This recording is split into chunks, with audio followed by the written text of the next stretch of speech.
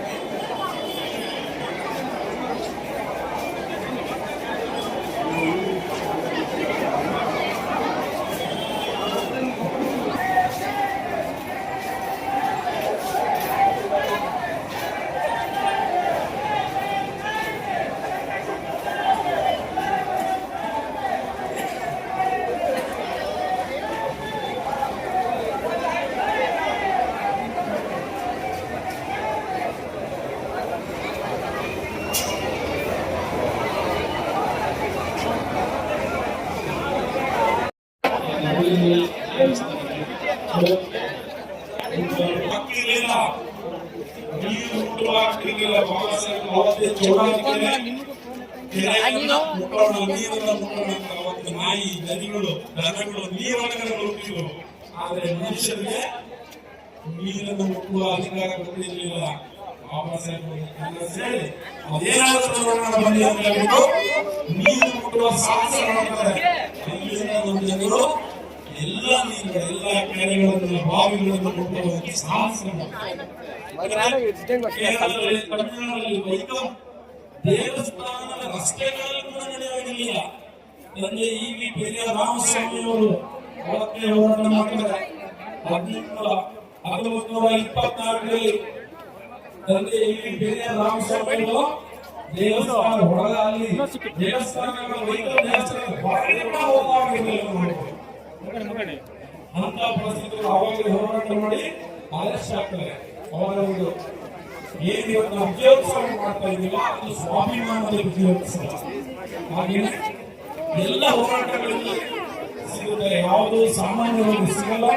ಇವತ್ತು ಕೂಡ ಸರ್ಕಾರದ ವಿರುದ್ಧ ನಾವು ಹೋರಾಟಗಳನ್ನು ಮಾಡಿ ನಮಗೆ ಬೇಕಾಗಿದ್ದನ್ನು ನಾವು ಪಡ್ಕೋಬೇಕು. ಹಾಗಾಗಿ ಸರ್ಕಾರ ಪ್ರತಿ ವರ್ಷ 42,000 ಕೋಟಿ ರೂಪಾಯಿ SC ST TSP ಹಣ ಅದನ್ನು ನಾವು ಪಡ್ಕೋಬೇಕು. 5 ಗಂಟೆಗೆ ನೀವು ಶುರು ಮಾಡಿದ್ದು ಯಾವಾಗ? ಲಿಂಗಯ್ಯನವರು ಪದೇ ಪದೇ ಪಾಪ ಎದ್ದತ್ತು ಹೋಗ್ತಾ ಇದ್ರು, ಫೋನ್ ಮಾಡ್ತಾ ಇದ್ರು. ಬುದ್ಧಿ DJ ಸೌಂಡ್ ಬಹಳ ಅವಾಂತರ ಆಗ್ಬಿಟ್ಟಿದೆ ಅಂತ ಅವ್ರು ಹೇಳ್ತಾ ಇದ್ರು. ನಮ್ಮನ್ನ ಆಹ್ವಾನ ಮಾಡ್ಲಿಕ್ಕೆ ಬಂದಾಗಲೇ ನಾನು ಹೇಳಿದ್ವಿ, ಈ DJ ಸೌಂಡ್ ಅನ್ನ ಸಂಪೂರ್ಣವಾಗಿ ದೂರ ಇಟ್ಬಿಡಿಯಪ್ಪ ಅಂತ. ಅದಕ್ಕೆ ಈಗಲೂ ನಾವು ನಿಮಗೆ ಹೇಳುವಂಥದ್ದು, ಮುಂದಿನ ವರ್ಷ ಈ DJ ಸೌಂಡ್ ನಿಂದ ಸಂಪೂರ್ಣವಾಗಿ ನೀವು ತಿರಸ್ಕಾರ ಮಾಡ್ಬೇಕಿದೆ. ನಿಮ್ಮಲ್ಲಿ ಬೇಕಾದಷ್ಟು ಜಾನಪದ ವಾದ್ಯಗಳಿದಾವೆ, ಅವುಗಳನ್ನ ನುಡಿಸ್ತಾ ಹಾಡ್ತಾ ಅದಕ್ಕಿರುವಂತ ವೈಭವ ಈ DJ ಸೌಂಡ್ಗೆ ಖಂಡಿತ ಇಲ್ಲ. ಅದು ನಮ್ಮ ಕಿವಿಯನ್ನ ಹಾಳು ಮಾಡುತ್ತೆ. ಇಲ್ಲೇನೆ ಹಾಡುವಾಗ ಅವು ಸ್ವಲ್ಪ ಜಾಸ್ತಿ ಸೌಂಡ್ ಕೊಟ್ಟರು ಅಂದ ತಕ್ಷಣ ನಾವು ಕಿವಿ ಮುಚ್ಚಿಕೊಳ್ತಾ ಇದ್ವಿ. ಮಧುರವಾಗಿರ್ಬೇಕು ಯಾವುದೇ ಆದ್ರೂ. ಅಬ್ಬರ ಇರಬಾರ್ದು, ಆಡಂಬರ ಇರಬಾರ್ದು.